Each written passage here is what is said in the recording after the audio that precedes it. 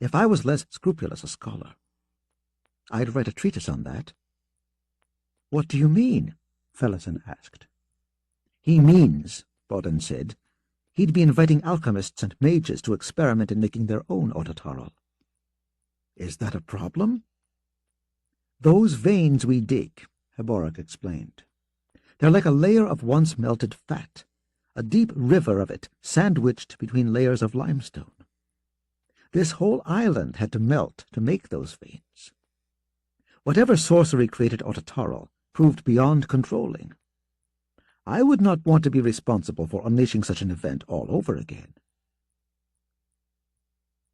A single Malazan guard waited at Nearlight's gate. Beyond him stretched the raised road that led into the pit town. At the far end, the sun was just setting beyond the pit's bridge line, leaving Skullcop in its early shadow, a pocket of gloom that brought blessed relief from the day's heat. The guard was young, resting his vambraced forearms on the cross-blades of his pike. Benneth grunted. "Where's your mate, Pella?" "The Dozi pig wandered off, Benneth. Maybe you can tune Sawak's ear. Hood knows he's not hearing us. The Dozi regulars have lost all discipline. They ignore the duty rosters, spend all their time tossing coins at bulas. There's 75 of us and over 200 of them, Benneth, and all this talk of rebellion. Explain it to Sawak." "You don't know your history," Benneth said. "The Dozi have been on their knees for 300 years. They don't know any other way to live. First it was mainlanders, then Falari colonists, now you Malazans. Calm yourself, boy, before you lose face." "History comforts the dull-witted," the young Malazan said. Benneth barked a laugh as he reached the gate. "And whose words are those, Pella? Not yours." The guard's brows rose, then he shrugged. "I forget your chorelry sometimes, Benneth. Those words? Emperor Kellanvit." Pella's gaze slid to Fellison with a hint of sharpness. "Duiker's Imperial Campaigns, Volume 1. You're Malazan, Fellison. Do you recall what comes next?" She shook her head, bemused by the young man's veiled intensity. "I've learned to read faces." Benneth senses nothing. "I'm not that familiar with Duiker's works, Pella." "Worth learning," the guard said with a smile. Sensing Benneth's growing impatience at the gate, Fellison stepped past Pella. "I doubt there's a single scroll in Skullcop," she said. "Maybe you'll find someone's memory worth dragging a net through, eh?" Fellison glanced back with a frown. "The boy flirting with you?" Benneth asked from the ramp. "Be gentle, girl." "I'll think on that," Fellison told Pella in a low voice before resuming her walk through the Twisting's gate. Joining Benneth on the raised road, she smiled up at him. "I don't like nervous types." He laughed. "That puts me at ease." Blessed Queen of Dreams, make that true. Rubble-filled pits lined the raised road until it joined the other two roads at the Three Fates crossing, a broad fork that was flanked by two squat Dosi guardhouses. North of Twisting's road, and on their right as they approached the forks, was Deep Mine Road. To the south and on their left ran Shaft Road, leading to a worked-out mine where the dead were disposed of each dusk. The body wagon was nowhere to be seen, meaning it had been held up on its route through the pit town, with more than the usual number of bodies being brought out and tossed onto its bed. They crossed the fork and continued onto Work Road. Past the North Dosi guardhouse was Sinker Lake, a deep pool of turquoise-colored water stretching all the way to the north pit wall. It was said the water was cursed, and to dive into it was to disappear. Some believed a demon lived in its depths. Heboric asserted that the lack of buoyancy was a quality of the lime-saturated water itself. In any case, few slaves were foolish enough to try and escape in that direction, for the pit wall was as sheer on the north side as it was on the others, forever weeping water over a skin of deposits that glimmered like wet, polished bone. Herborek had asked Felisin to keep an eye on Sinker Lake's water level in any case, now that the dry season had come, and as they walked Work Road, she studied the far side as best she could in the dim light. A line of crust was visible a hand's span above the surface. The news would please him, though she had no idea why. The notion of escape was absurd. Beyond the pit was lifeless desert and withered rock, with no drinkable water in any direction for days.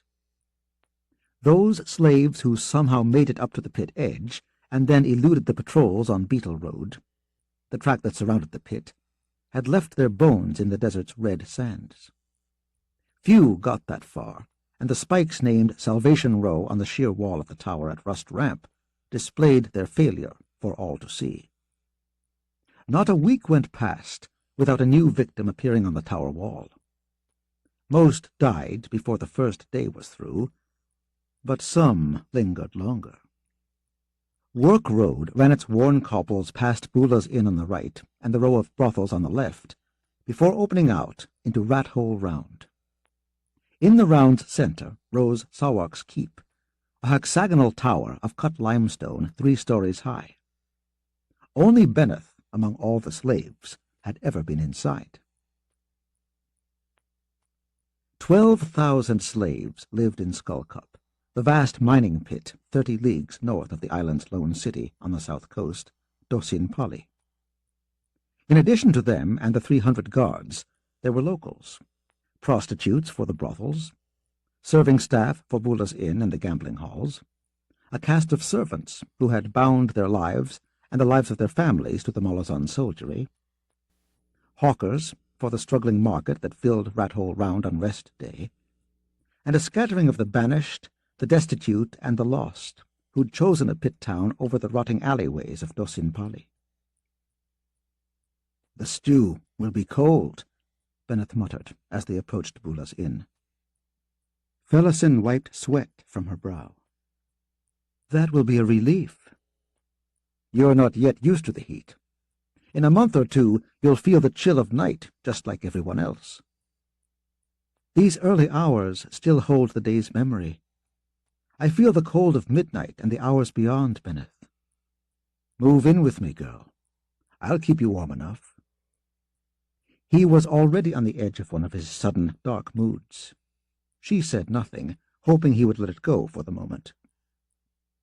"Be careful of what you refuse," Benneth rumbled. "Bula would take me to her bed," she said. "You could watch, perhaps join in. She'd be sure to warm the bowls for us, even second helpings." "She's old enough to be your mother," Benneth growled. "And you my father." But she heard his breathing change. "She's round and soft and warm, Benneth. Think on that." She knew he would, and the subject of moving in with him would drift away. For this night, at least. Herborek's wrong. There's no point in thinking about tomorrow. Just the next hour. Each hour. Stay alive, Felisin, and live well if you can. One day you'll find yourself face to face with your sister, and an ocean of blood pouring from Tavare's veins won't be enough, though all they hold will suffice. Stay alive, girl. That's all you must do. Survive each hour, the next hour. She slipped her hand into Benneth's as they reached the inn's door, and felt in it the sweat born of the visions she had given him. One day, face to face, sister. Herborek was still awake, bundled in blankets and crouched beside the hearth fire. He glanced up as Felisin climbed into the room and locked the floor hatch. She collected a sheepskin wrap from a chest and pulled it around her shoulders. "Would you have me believe you've come to enjoy the life you've chosen, girl? Nights like these, and I wonder." "I thought you'd be tired of judgments by now, Herborek," Felisin said, as she collected a wineskin from a peg and picked through a pile of gourd shells, seeking a clean one. "I take it Boden's not back yet. Seems even the minor chore of cleaning our cups is beyond him." She found one that would pass without too close an inspection, and squeezed wine into it. "That will dry you out," Heboric observed. "Not your first of the night either, I'd wager." "Don't bother me, old man." The tattooed man sighed. "Who'd take your sister anyway?" he muttered. "She wasn't satisfied with seeing you dead. She'd rather turn her 14-year-old sister into a whore. If Fenner has heard my prayers, Tavore's fate will exceed her crimes." Fellison drained half the cup, her eyes veiled as she studied Heboric. "I entered my 16th year last month," she said. His eyes looked suddenly very old as he met her gaze for a moment, before returning his attention to the hearth. Fellison refilled the cup, then joined Heboric at the square, raised fireplace. The burning dung in the groundstone basin was almost smokeless. The pedestal the basin sat on was glazed and filled with water. Kept hot by the fire, the water was used for washing and bathing, while the pedestal radiated enough heat to keep the night's chill from the single room. Fragments of dossier spun rug and reed mats cushioned the floorboards.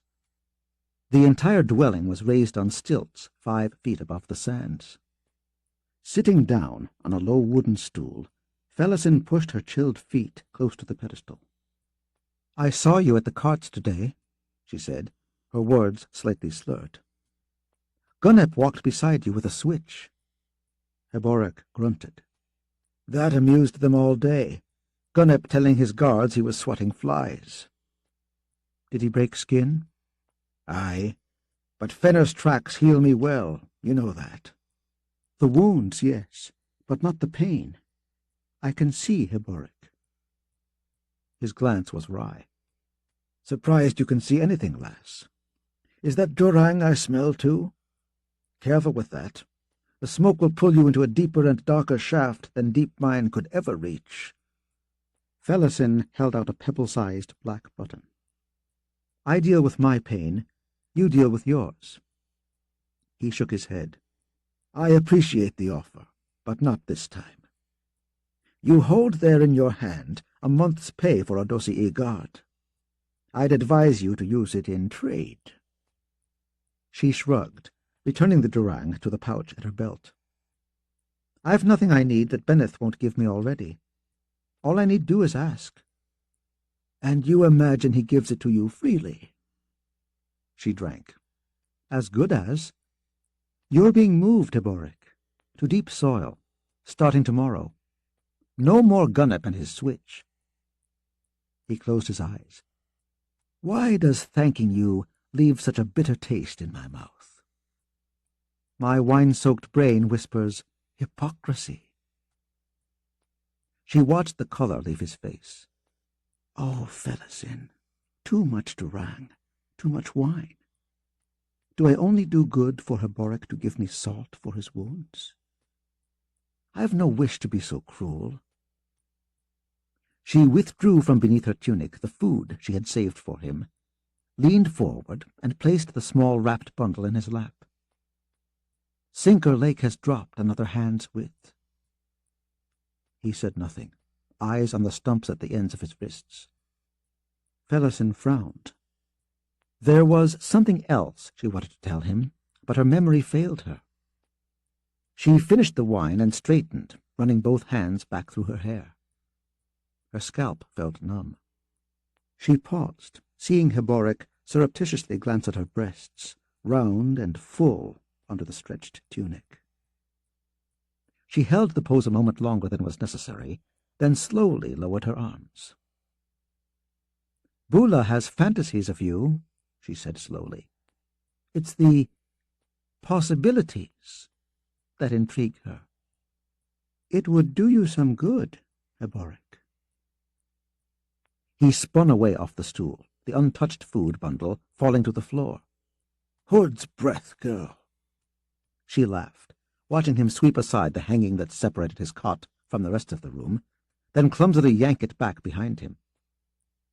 After a moment her laughter fell away, and she listened to the old man climb onto his cot. "I'd hoped to make you smile, Heboric," she wanted to explain, "and I didn't want my laughter to sound so hard. I'm not what you think I am. Am I? She retrieved the wrapped food and placed it on the shelf above the basin. An hour later, with Fellison lying awake on her cot and Heboric on his, Bawden returned. He stoked up the hearth, moving about quietly, not drunk. She wondered where he'd been. She wondered where he went every night. It would not be worth asking him. Bawden had few words for anyone, and even fewer for her. After a moment, she was forced to reconsider, as she heard the man flick a finger against Heboric's divider. He responded promptly with low words she could not make out, and Bawden whispered something back. The conversation continued a minute longer. Then Bawden softly grunted his laugh-grunt and moved off to his own bed. The two were planning something. But it was not this that shook her. It was that she was being excluded. A flash of anger followed this realization. I've kept them alive. I've made their lives easier since the transport ship. Bula's right. Every man's a bastard, good enough only to be used. Very well. See for yourselves what Skullcup is for everyone else. I'm done with favors. I'll see you back on the carts, old man, I swear it. She found herself fighting tears, and knew she would do nothing of the sort. She needed Benneth, that was true enough, and she'd pay to keep him. But she needed Heboric and Bawden as well, and a part of her clung to them as a child to parents, denying the hardness that everywhere else filled her world. To lose that, to lose them, would be to lose everything. Clearly, they thought that she'd sell their trust as readily as she did her own body. But it wasn't true. I swear it's not true. Fellison stared up into the darkness, tears streaming from her eyes. I'm alone. There's just Benneth now. Benneth and his wine and his durang and his body. She still ached between her legs from when Benneth had finally joined her and Bula on the innkeeper's huge bed. It was, she told herself, simply a matter of will to turn pain into pleasure. Survive each hour.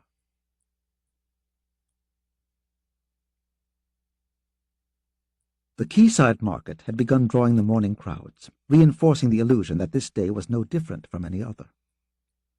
Chilled with the fear that even the rising sun could not master, Duiker sat cross-legged on the sea wall, his gaze travelling out over the bay into Sahul Sea, willing the return of Admiral Nock and the fleet. But those were orders even Coltane could not countermand. The Wiccan had no authority over the Malazan warships, and Pormqual's recall had seen the Sahul fleet depart Hisar's harbor this very morning for the month-long journey to Arin. For all the pretense of normality, the departure had not gone unnoticed by Hisar's citizens, and the morning market was increasingly shrill with laughter and excited voices. The oppressed had won their first victory, and all that would distinguish it from those to follow was its bloodlessness. Or so ran the sentiment. The only consolation Duiker could consider was that the Gistal high priest Malek Rel had departed with the fleet. It was not a difficult thing, however, to imagine the report the man would prepare for Pormqual. A Malazan sail in the strait caught his eye, a small transport coming in from the northeast. Dosin Pali on the island, perhaps, or from farther up the coast. It would be an unscheduled arrival, making Duiker curious. He felt a presence at his side, and glanced over to see Culp clambering up onto the wide, low wall, dangling his legs down to the cloudy water 10 paces below. "It's done," he said, as if the admission amounted to a confession of foul murder. "Word has been sent in. Assuming your friend is still alive, he'll receive his instructions." "Thank you, Culp."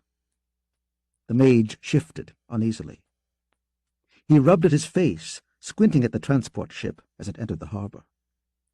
A patrol dory approached the craft as the crew struck the lone sail. 2 men in glinting armor stood on deck, watching as the dory came alongside. One of the armored men leaned over the gunwale and addressed the harbor official. A moment later, the dory's oarsmen were swinging the craft around with obvious haste. Duiker grunted. "Did you see that?" "Aye," Culp growled. The transport glided toward the Imperial Pier, pushed along by a low bank of oars that had appeared close to the hull's waterline. A moment later, the pierside oars withdrew back into the ship. Dockmen scrambled to receive the cast lines. A broad gangplank was being readied, and horses were now visible on the deck. "Red blades," Duiker said, as more armored men appeared on the transport, standing alongside their mounts. "From Dosin Pali," Culp said. "I recognize the first 2, Baria Setral and his brother Mesker. They have another brother, Orto. He commands the Aren Company." "The Red Blades," the historian mused. "They've no illusions about the state of affairs. Words come they are attempting to assert control in other cities, and here we are to witness a doubling of their presence in Hisar. I wonder if Coltane knows." A new tension filled the market. Heads had turned and eyes now observed as Baria and Mesker led their troops onto the pier. The Red Blades were equipped and presented for war. They bristled with weapons, with full chain leggings and the slitted visors on their helms lowered. Bows were strung, arrows loosened in their quivers. The horse blades were unsheathed and jutting from their mounts' forelegs. Culp spat nervously. "Don't like the look of this," he muttered. "It looks as if—" "They intend to attack the market," Culp said. "This isn't just for show, Duiker. Finner's hoof." The historian glanced at Culp, his mouth dry. "You've opened your warren." Not replying, the mage slid off the seawall, eyes on the Red Blades, who were now mounted and lining up at pier's end, facing 500 citizens who had fallen silent and were now backing away, filling the aisles between the carts and awnings. The contraction of the crowd would trigger panic, which was precisely what the Red Blades intended. Lances dangling from loops of rawhide around their wrists, the Red Blades knocked arrows, the horses quivering under them, but otherwise motionless. The crowd seemed to shiver in places, as if the ground was shifting beneath it. Duiker saw figures moving, not away, but toward the facing line. Culp took 6 steps toward the Red Blades. The figures pushed through the last of the crowd, pulling away their talaba cloaks and hoods, revealing leather armor with stitched black iron scales. Long knives flashed in gloved hands. Dark eyes in tanned, tattooed Wiccan faces held cold and firm on Baria and Mesker Setral and their warriors. 10 Wiccans now faced the 40-odd Red Blades, the crowd behind them as silent and as motionless as statues. "Stand aside," Baria bellowed, his face dark with fury. "Or die!" The Wiccans laughed with fearless derision. Pushing himself forward, Duiker followed Culp as the mage strode hurriedly toward the Red Blades. Mesker snapped out a curse upon seeing Culp approach. His brother glanced over, scowling. "Don't be a fool, Baria," the mage hissed. The commander's eyes narrowed. "Fling magic at me, and I'll cut you down," he said. Now, at closer range, Duiker saw the Otataral links interwoven in Baria's chain armor. "We shall cut this handful of barbarians down," Mesker growled, "then properly announce our arrival in Hisar, with the blood of traitors. And 5,000 Wiccans will avenge the deaths of their kin," Culp said, "and not with quick sword strokes. No, you'll be hung still alive from the seawall spikes, for the seagulls to play with. Coltane's not yet your enemy, Baria. Sheath your weapons and report to the new fist, Commander. To do otherwise will be to sacrifice your life and the lives of your soldiers." "You ignore me," Mesker said. Baria is not my keeper, mage. Culp sneered. Be silent, pup. Where Baria leads, Mesker follows, or will you now cross blades with your brother? Enough, Mesker, Baria rumbled. His brother's tulwar rasped from its scabbard. You dare command me! The Wiccans shouted encouragement. A few brave souls in the crowd behind them laughed. Mesker's face was sickly with rage. Baria sighed. Brother, this is not the time. A mounted troop of Hussar Guard appeared above the heads of the crowd, pushing along the aisles between the market stalls.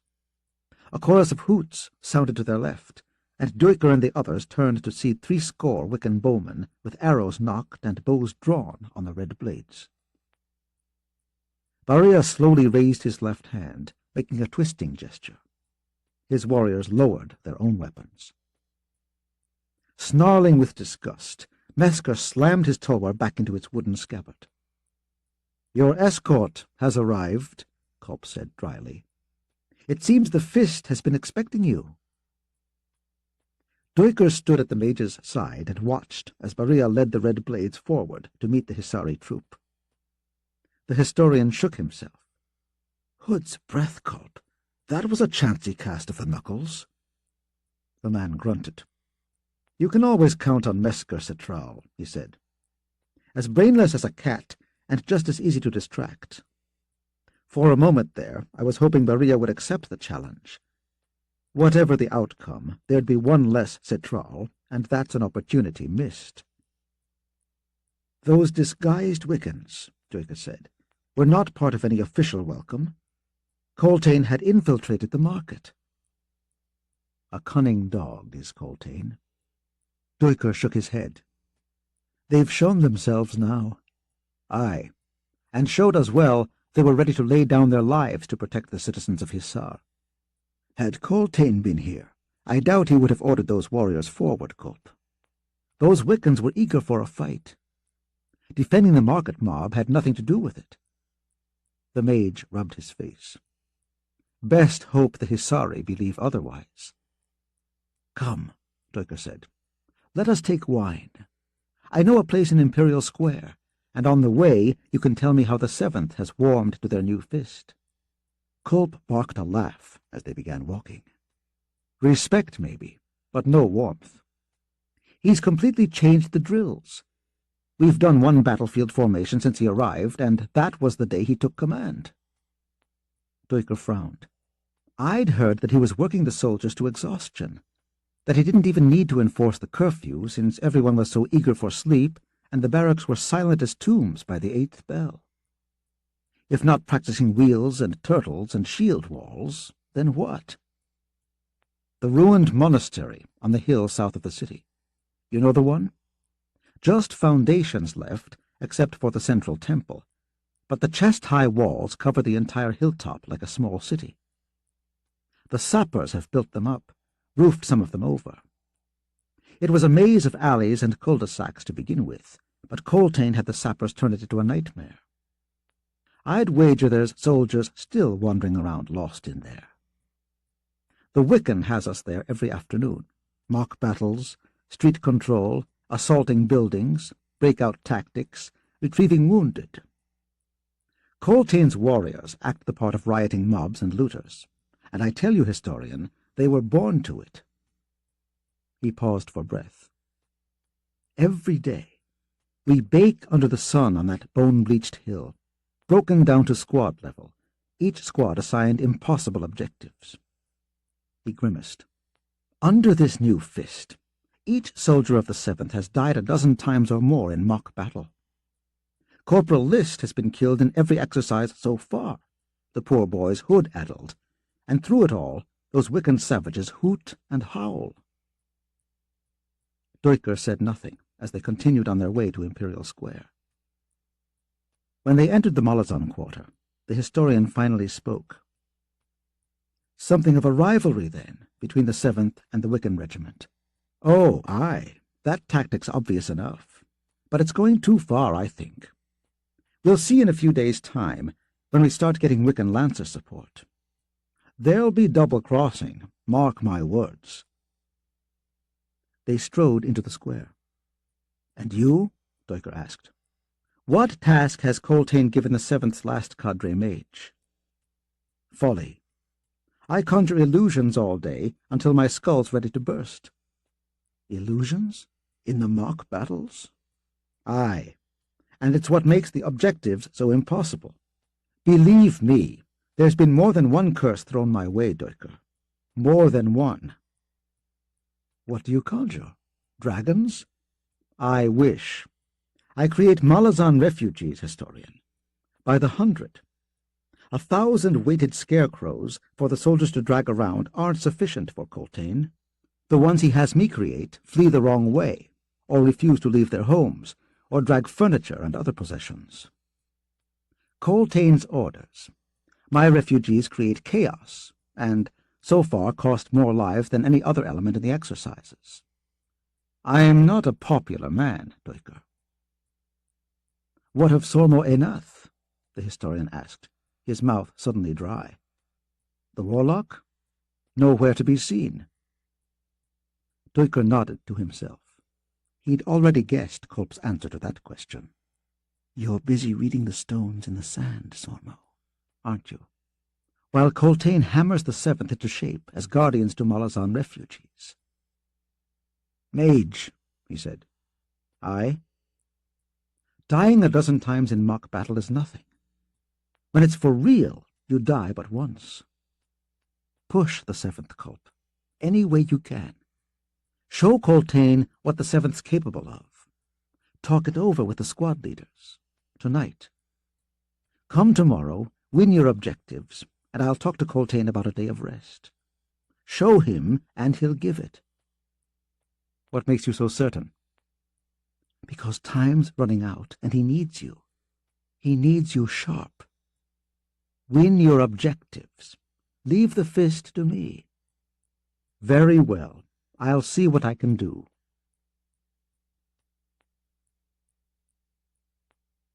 Corporal List died within the first few minutes of the mock engagement. Bult, commanding a howling mob of Wiccans rampaging down the ruin's main avenue, had personally clouted the hapless Malazan on the side of his head, hard enough to leave the boy sprawled unconscious in the dust. The veteran warrior had then thrown List over one shoulder and carried him from the battle. Grinning, Bolt jogged up the dusty track to the rise from which the new fist and a few of his officers observed the engagement, and dropped the corporal into the dust at Coltaine's feet. Deucher sighed. Coltaine glanced around. "Healer, attend the boy." One of the Seventh's cutters appeared, crouching at the corporal's side. Coltaine's slitted eyes found Deucher. "I see no change in this day's proceedings, historian." "It is early yet, Fist." The Wiccan grunted, returning his attention to the dust-filled ruins. Soldiers were emerging from the chaos, fighters from the Seventh and Wiccans, staggering with minor wounds and broken limbs. Readying his cudgel, Bolt scowled.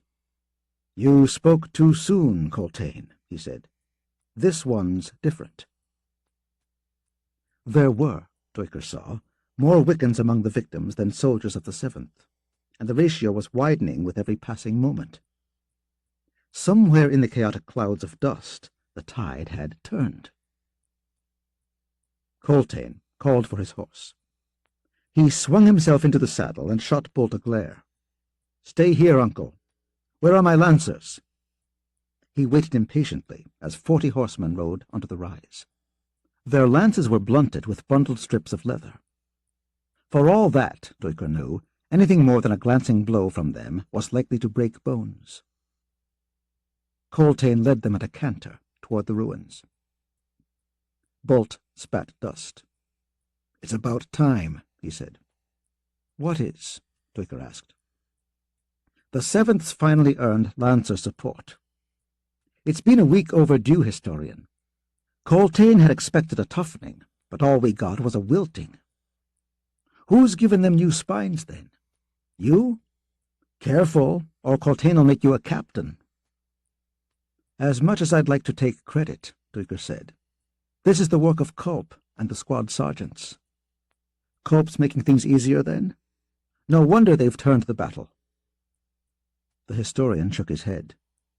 "Culp follows Coltain's orders, Bolt. If you're looking for a reason to explain your Wiccan's defeat, you'll have to look elsewhere.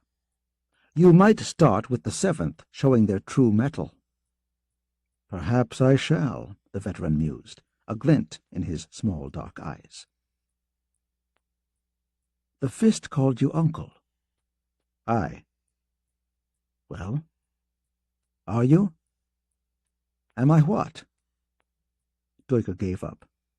He was coming to understand the Wiccan sense of humor. No doubt there would be another half a dozen or so brisk exchanges before Bolt finally relented with an answer. "I could play it through. Or I could let the bastard wait. Wait forever, in fact." From the dust clouds a score of refugees appeared, wavering strangely as they walked, each of them burdened with impossible possessions. Massive dressers, chests, larder-packed cupboards, candlesticks, and antique armor. Flanking the move in a protective cordon were soldiers of the 7th, laughing and shouting and beating swords on shields as they made good their withdrawal. Bolt barked a laugh. "My compliments to Culp when you see him, historian." "The 7th's earned a day of rest," Duiker said. The Wiccan raised his hairless brows. "For one victory?" "They need to savor it, Commander. Besides, the healers will be busy enough mending bones. You don't want them with exhausted warrens at the wrong time." "And the wrong time is soon, is it?" "I am sure," Duiker said slowly, "Sormo Enath would agree with me." Bolt spat again. "My nephew approaches." Coltain and his lancers had appeared, providing cover for the soldiers, many of whom dragged or carried the Scarecrow refugees. The sheer numbers made it clear that victory for the 7th had been absolute. "Is that a smile on Coltain's face?" Duiker asked. "Just for a moment I thought I saw—" "Mistaken, no doubt," Bolt growled. But Duiker was coming to know these Wiccans, and he detected a hint of humor in the veteran's voice. After a moment, Bolt continued, "Take word to the 7th, historian. They've earned their day." Fiddler sat in darkness. The overgrown garden had closed in around the well and its crescent-shaped stone bench. Above the sapper, only a small patch of starlit sky was visible. There was no moon. After a moment he cocked his head. "You move quietly, lad. I'll give you that." Crocus hesitated behind Fiddler, then joined him on the bench. "Guess you never expected him to pull rank on you like that," the young man said. "Is that what it was?" "That's what it seemed like." Fiddler made no reply. The occasional Rizan flitted through the clearing in pursuit of the cape moths hovering above the well mouth. The cool night air was rank with rotting refuse from beyond the back wall. "She's upset," Crocus said. The sapper shook his head. "Upset. It was an argument. We weren't torturing prisoners." "Apsalar doesn't remember any of that." "I do, lad, and those are hard memories to shake." "She's just a fisher girl." "Most of the time," Fiddler said. "But sometimes—" He shook his head. Crocus sighed, then changed the subject. "So it wasn't part of the plan, then, Kalam going off on his own?" "Old blood calls, lad. Kalam's 7 cities born and raised. Besides, he wants to meet this Shaikh, this desert witch, the Hand of Grijna." "Now you're taking his side," Crocus said in quiet exasperation. "A tenth of a bell ago, you nearly accused him of being a traitor." Fiddler grimaced. "Confusing times for us all. We've been outlawed by Lassine, but does that make us any less soldiers of the Empire? Malaz isn't the Empress, and the Empress isn't Malaz. A moot distinction, I'd say." The sapper glanced over. Would you now? Ask the girl. Maybe she'll explain it. But you're expecting the rebellion. In fact, you're counting on it. Don't mean we have to be the ones who trigger the whirlwind, though, does it? Kalam wants to be at the heart of things. It's always been his way. This time, the chance literally fell into his lap. The Book of Drijna holds the heart of the whirlwind goddess. To begin the apocalypse, it needs to be opened by the seeress and no one else. Kalam knows it might well be suicidal, but he'll deliver that hood-cursed book into Sha'ik's hands, and so add another crack in Lassine's crumbling control. Give him credit for insisting on keeping the rest of us out of it. There you go again, defending him.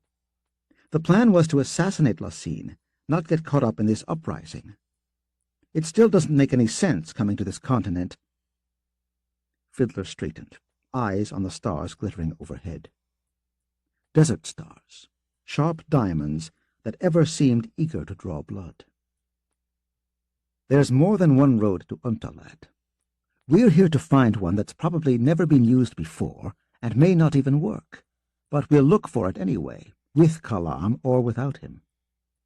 Hood knows it might be Kalam's taking the wiser path, overland, down to Aran, by mundane ship back to Kwantali.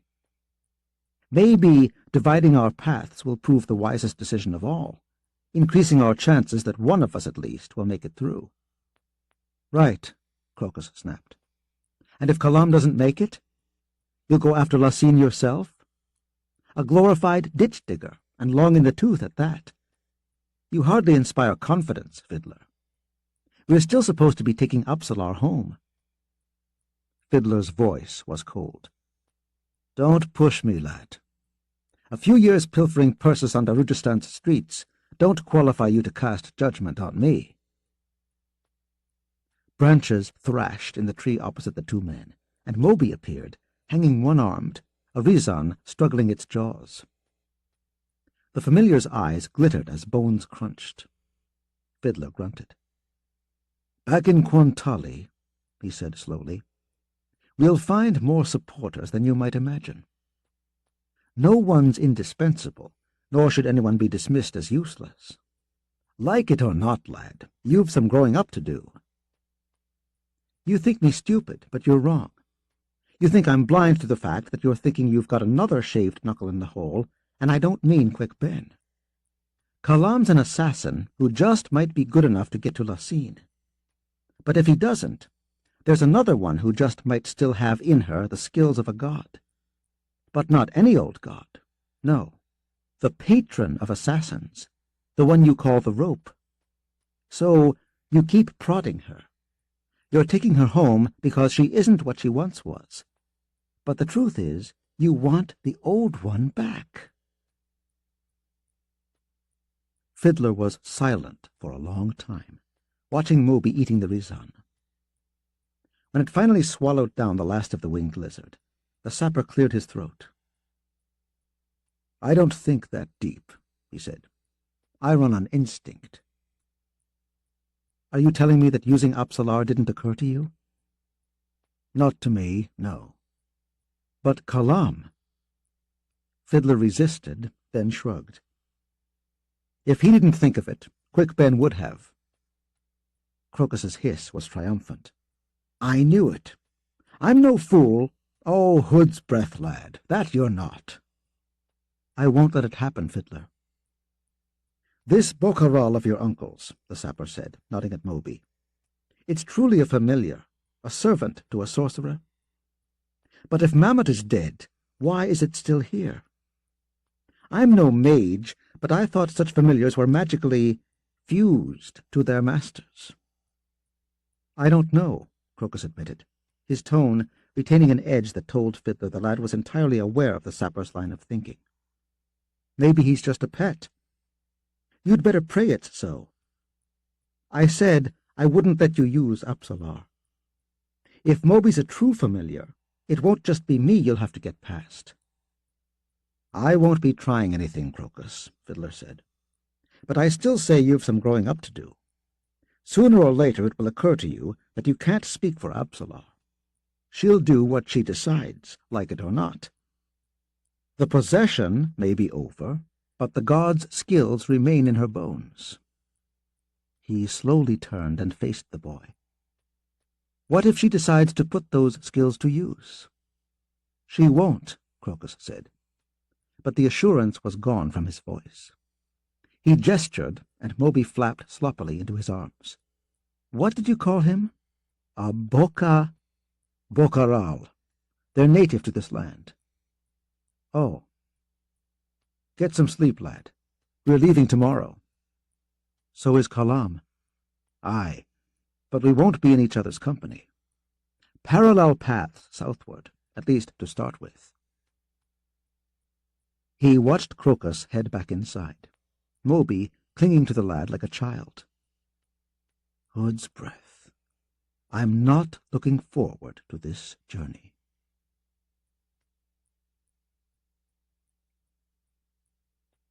100 paces inside the caravan gate was a square in which the land traders assembled before leaving Erlatan. Most would strike south along the raised coastal road, following the line of the bay.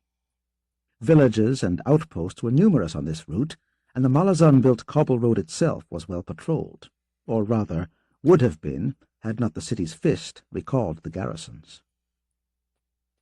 As far as Fiddler could learn in speaking with various merchants and caravan guards, few bandits had yet to take advantage of the troop withdrawal, but from the swollen ranks among the mercenary guards accompanying each caravan, it was clear to the sapper that the merchants were taking no chances. It would have been fruitless for the three Malazans to disguise themselves as merchants on their journey south. They had neither the coin nor the equipment to carry out such a masquerade. With travel between cities as risky as it now was, they had chosen to travel in the guise of pilgrims. To the most devout, the Path of the Seven, pilgrimage to each of the 7 holy cities, was a respected display of faith. Pilgrimage was at the heart of this land's tradition, impervious to the threat of bandits or war. Fiddler retained his Graal disguise, playing the role of guardian and guide to Crocus and Apsalar, 2 young, newly married believers embarking on a journey that would bless their union under the 7 heavens. Each would be mounted, Fiddler on a Graal-bred horse, disdainful of the sapper's imposture and viciously tempered, Crocus and Apsalar on well-bred mounts purchased from one of the better stables outside Erlatan. 3 spare horses and 4 mules completed the train. Kalam had left with the dawn, offering Fiddler and the others only a terse farewell. The words that had been exchanged the night before sullied the moment of departure. The sapper understood Kalam's hunger to wound Lasine through the blood spilled by rebellion, but the potential damage to the Empire, and to whoever assumed the throne following Lasine's fall, was, to Fiddler's mind, too great a risk. They'd clashed hard, then, and Fiddler was left feeling nicked and blunted by the exchange. There was pathos in that parting, Fiddler belatedly realized, for it seemed that the duty that once bound him and Kalam together to a single cause, which was as much friendship as anything else, had been sundered. And for the moment, at least, there was nothing to take its place within Fiddler. He was left feeling lost, more alone than he had been in years. They would be among the last of the trains to leave through Caravan Gate. As Fiddler checked the girth straps on the mules one final time, the sound of galloping horses drew his attention. A troop of 6 red blades had arrived, slowing their mounts as they entered the square. Fiddler glanced over to where Crocus and Apsalar stood beside their horses. Catching the lad's eye, he shook his head, resumed adjusting the mule's girth strap. The soldiers were looking for someone. The troop split, a rider each heading for one of the remaining trains. Fiddler heard hoofs clumping on cobbles behind him, forced himself to remain calm. Growl! Pausing to spit, as a tribesman would at the accosting of a Malazan lapdog, he slowly turned. Beneath the helm's rim, the red blade's dark face had tightened in response to the gesture. One day, the red blades will cleanse the hills of Graal, he promised. his smile revealing dull, grey teeth. Fiddler's only reply was a snort. "If you have something worthy of being said, Redblade, speak. Our shadows are already too short for the leagues we travel this day." "A measure of your incompetence, Growl." "I have but one question to ask. Answer truthfully, for I shall know if you lie. We would know if a man on a roan stallion rode out alone this morning through Caravan Gate." "I saw no such man," Fiddler replied. "But I now wish him well. May the seven spirits guard him for all his days." The Red Blade snarled. "I warn you, your blood is no armor against me, Growl. You were here with the dawn?" Fiddler returned to the mules. "One question," he grated. "You pay for more with coin, Red Blade." The soldier spat at Fiddler's feet, jerked his mount's head around, and rode to rejoin the troop. Beneath his desert veil, Fiddler allowed himself a thin smile. Crocus appeared beside him. "What was that about?" he demanded in a hiss. The sapper shrugged. "The Red Blades are hunting someone, not anything to do with us. Get back to your horse, lad. We're leaving." "Kalam?" His forearms resting on the mule's back, Fiddler hesitated, squinting against the glare bouncing from the bleached cobbles. It may have reached them that the holy tome's no longer in Arin, and someone's delivering it to Shaik. No one knows Kalam is here. Crocus looked unconvinced. "He met someone last night, Fiddler. An old contact who owes him, giving him reason to betray Kalam. No one likes being reminded of debts." Fiddler said nothing. After a moment he patted the mule's back, raising a faint puff of dust, then went to his horse. The Growl gelding showed its teeth as he reached for the reins. He gripped the bridle under the animal's chin. It tried tossing its head, but he held firm, leaned close. "Show some manners, you ugly bastard, or you'll live to regret it." Gathering the reins, he pulled himself up into the high-backed saddle. Beyond Caravan Gate, the coastal road stretched southward, level despite the gentle rise and fall of the sandstone cliffs that overlooked the bay on the west side. On their left, and a league inland, ran the Arifal Hills. The jagged serrations of Arifal would follow them all the way to the Ebb River, 36 leagues to the south. Barely tamed tribes dwelt in those hills, preeminent among them the Graal. Fiddler's greatest worry was running into a real Graal tribesman. The chance of that was diminished somewhat, given the season, for the Graal would be driving their goats deep into the range, where both shade and water could be found. They nudged their mounts into a canter and rode past a merchant's train to avoid the trailing dust clouds. Then Fiddler settled them back into a slow trot. The day's heat was already building. Their destination was a small village called Salik, a little over 8 leagues distant, where they would stop to eat the midday meal and wait out the hottest hours before continuing on to the Trub River. If all went well, they would reach Gdanisban in a week's time. Fiddler expected Kalam to be 2, maybe even 3 days ahead of them by then. Beyond Gdanisban was the Panpotsun Odhan, a sparsely populated wasteland of desiccated hills, the skeletal ruins of long-dead cities, poisonous snakes, biting flies, and— he recalled the spirit walker Kimlock's words, the potential of something far deadlier.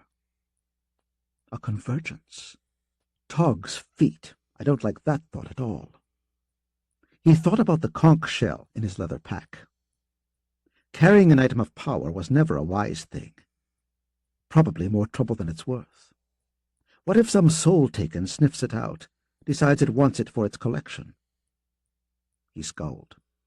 A collection easily built on with 1 conch shell and 3 shiny skulls. The more he thought on it, the more uneasy he became. Better to sell it to some merchant in Gdanisban. The extra coin could prove useful. The thought settled him. He would sell the conch, be rid of it. While no one would deny a spirit walker's power, it was likely dangerous to lean too heavily on it. The Tano priests gave up their lives in the name of peace. Or worse, Kimlock surrendered his honor. Better to rely on the Moranth incendiaries in my pack than on any mysterious shell. A flamer will burn a soul taken as easily as anyone else. Crocus rode up alongside the sapper. "What are you thinking, Fiddler?" "Nothing. Where's that Bocaral of yours?" The young man frowned. "I don't know. I guess he was just a pet after all. Went off last night and never came back." He wiped the back of his hand across his face, and Fiddler saw smeared tears on his cheeks. "I sort of felt Mammoth was with me, with Moby." "Was your uncle a good man before the Jaghut tyrant took him?" Crocus nodded. Fiddler grunted. "Then he's with you still. Moby probably sniffed kin in the air. More than a few highborn keep Bocarala as pets in the city. Just a pet, after all." "I suppose you're right. For most of my life I thought of Mammoth as just a scholar, an old man always scribbling on scrolls. My uncle. But then I found out he was a high priest. Important, with powerful friends like Baruch. But before I could even come to terms with that, he was dead. Destroyed by your squad." "Hold on there, lad.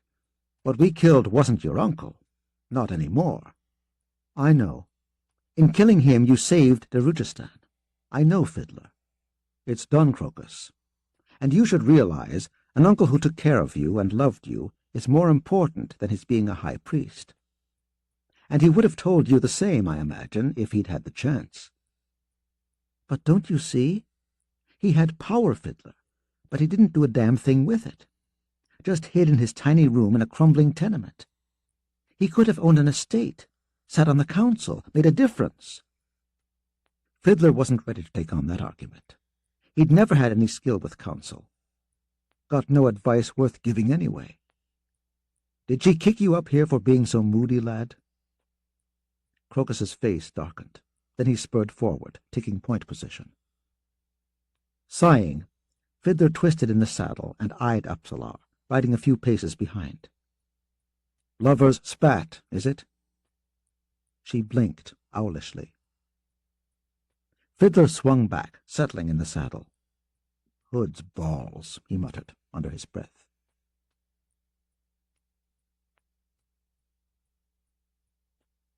Iskaral Pust poked the broom farther up the chimney and frantically scrubbed. Black clouds descended onto the hearthstone and settled on the high priest's grey robes. "You have wood?" Mappo asked from the raised stone platform he had been using as a bed and was now sitting on. Iskaral paused. "Wood? Wood's better than a broom?" "For a fire," the Trell said, "to take out the chill of this chamber." "Wood? No, of course not. But dung? Oh, yes, plenty of dung. A fire? Excellent. Burn them into a crisp. Are Trell known for cunning?" "No recollection of that. None among the rare mention of Trell this, Trell that. Finding writings on an illiterate people very difficult. Trell are quite literate," Mappo said.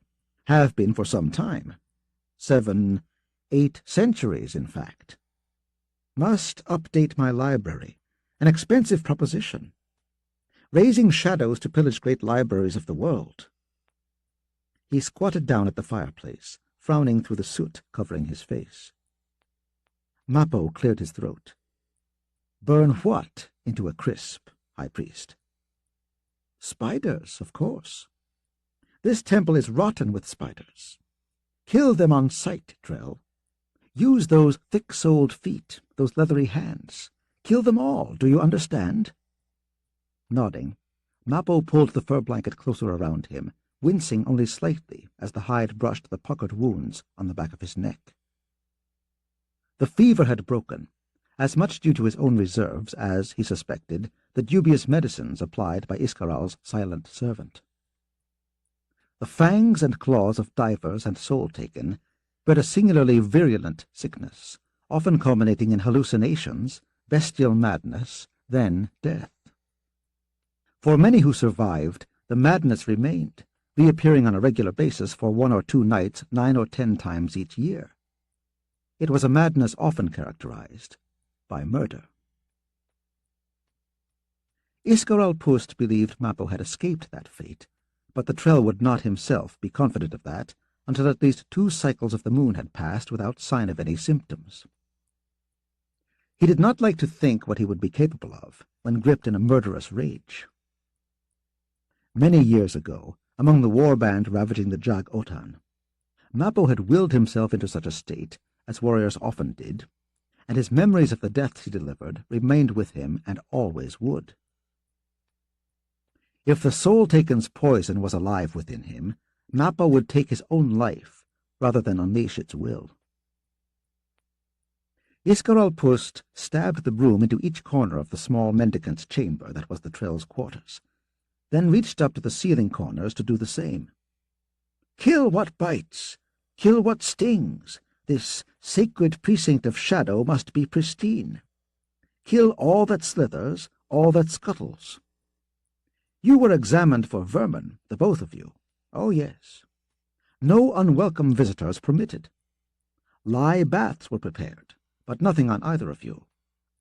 I remain suspicious, of course. Have you resided here long, High Priest? No idea. Irrelevant. Importance lies solely in the deeds done, the goals achieved. Time is preparation, nothing more. One prepares for as long as is required. To do this is to accept that planning begins at birth. You are born, and before all else you are plunged into shadow, wrapped inside the holy ambivalence, there to suckle sweet sustenance. I live to prepare, Trell, and the preparations are nearly complete. Where is Icarium? A life given for a life taken. Tell him that. In the library. The nuns left but a handful of books, tomes devoted to pleasuring themselves. Best read in bed, I find. The rest of the material is mine. A scant collection, dreadful paucity. I am embarrassed. Hungry? Mappo shook himself. The High Priest's rambles had a hypnotic quality. Each question the Trell voiced was answered with a bizarre rambling monologue that seemed to drain him of will beyond the utterance of yet another question. True to his assertions, Iscarral-Pust could make the passing of time meaningless. Hungry? Aye. Servant prepares food. Can he bring it to the library? The High Priest scowled. Collapse of etiquette. But, if you insist. The Trell pushed himself upright. Where is the library? Turn right, proceed 34 paces, turn right again 12 paces, then through door on the right 35 paces, through archway on right another 11 paces, turn right one last time, 15 paces, enter the door on the right. Mappo stared at Iscarral-Pust. The High Priest shifted nervously. Or, the Trell said, eyes narrowed, turn left 19 paces. Aye, Iscarral muttered. Mappo strode to the door. I shall take the short route, then. If you must, the High Priest growled as he bent to close examination of the broom's ragged end.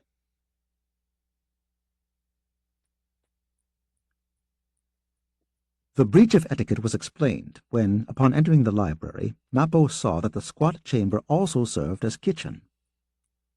Icarium sat at a robust black-stained table a few paces to the Trell's right, while Servant hunched over a cauldron suspended by chain over a hearth a pace to Mappo's left.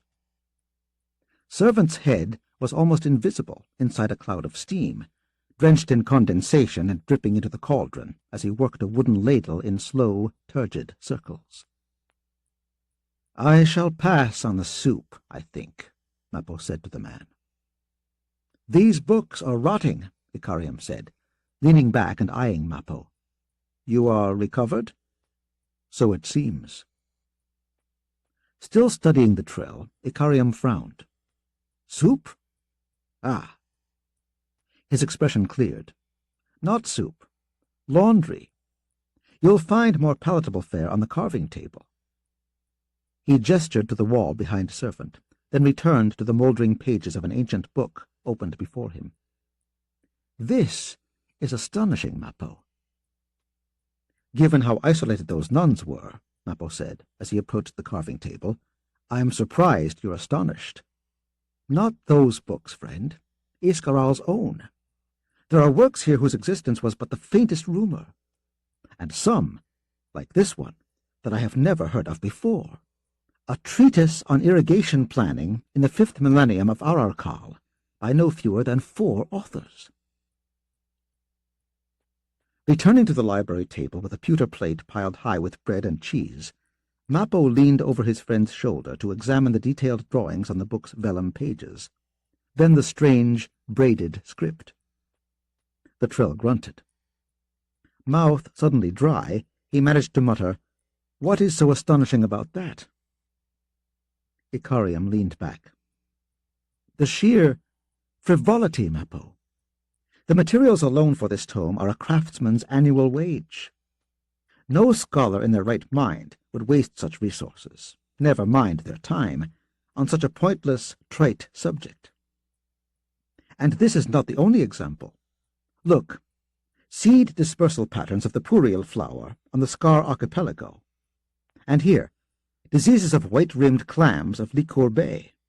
And I am convinced that these works are thousands of years old. Thousands. And in a language I never knew you would recognize, much less understand. He recalled when he'd last seen such a script, beneath a hide canopy on a hill that marked his tribe's northernmost border. He'd been among a handful of guards escorting the tribe's elders to what would prove a fateful summons. Autumn rains drumming overhead, they had squatted in a half-circle, facing north, and watched as 7 robed and hooded figures approached. Each held a staff, and as they strode beneath the canopy and stood in silence before the elders, Mappo saw, with a shiver, how those staves seemed to writhe before his eyes, the wood like serpentine roots, or perhaps those parasitic trees that entwined the boles of others, choking the life from them. Then he realized that the twisted madness of the shafts was in fact runic etching, ever-changing, as if unseen hands continually carved words anew with every breath's span. Then one among them withdrew its hood, and so began the moment that would change Mappo's future path. His thoughts jerked away from the memory. Trembling, the Trill sat down, clearing a space for his plate. Is all this important, Icarium? Significant, Mappo. The civilization that brought forth these works must have been appallingly rich. The language is clearly related to modern Seven Cities dialects, although in some ways more sophisticated. And see this symbol here in the spine of each such tome? A twisted staff. I have seen that symbol before, friend. I am certain of it. Rich, you said. The Trill struggled to drag the conversation away from what he knew to be a looming precipice. More like mired in minutiae. Probably explains why it's dust and ashes.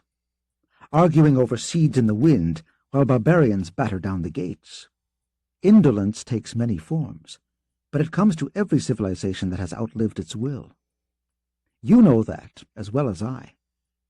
In this case, it was an indolence characterized by a pursuit of knowledge, a frenzied search for answers to everything, no matter the value of such answers.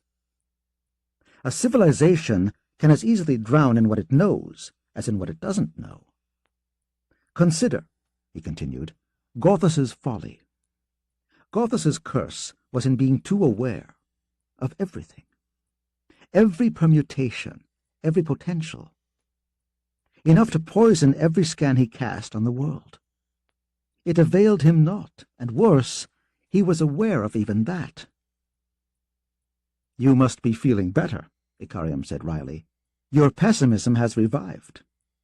In any case, these works support my belief that the many ruins in Raraku and the Panpotsun Odan are evidence that a thriving civilization once existed here. Indeed, Perhaps the first true human civilization, from which all others were born. Leave this path of thought, Icarium. Leave it now. And how does this knowledge avail us in our present situation? Icarium's expression soured slightly. My obsession with time, of course. Writing replaces memory, you see, and the language itself changes because of it. Think of my mechanisms, in which I seek to measure the passage of hours, days, years. Such measurings are by nature cyclic, repetitive. Words and sentences once possessed the same rhythms, and could thus be locked into one's mind and later recalled with absolute precision. Perhaps, he mused after a moment, if I was illiterate, I would not be so forgetful. He sighed, forced a smile. Besides, I was but passing time, Mappo.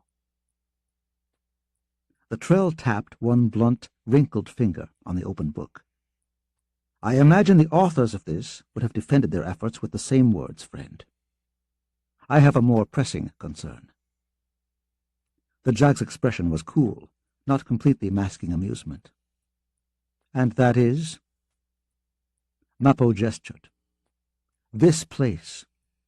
Shadow does not list among my favorite cults. Nest of assassins and worse. Illusion and deceit and betrayal.